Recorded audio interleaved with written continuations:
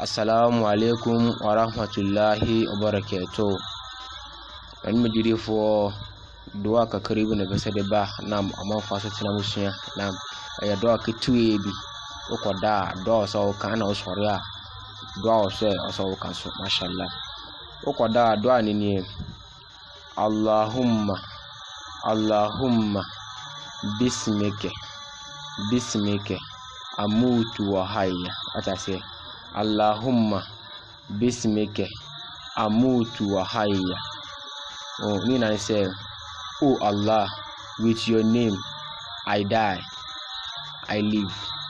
What I say, Nina say, oh, Allah ni dimu, and also one kwa. What I say, and I say, oh sorry for impasse so I di acho na Allah ya wadi no sorry for impasse so. Mpa bwa awose uboni alhamdulillahi allazi ahyana ba'dama amantana wa ilayhi an-nushur. What I say also then asidemu na yetun for Allah subhanahu wa ta'ala dia. What I say ono osade yankwa da ma yebiom ono oji yankwa osade yankwa ma yebiom.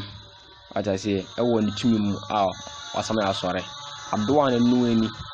What I say na ebese mbusua na jeri ni biya so usua duaos na edebo en hoban na ededa na duaos wari praise Allah ede soro yempem.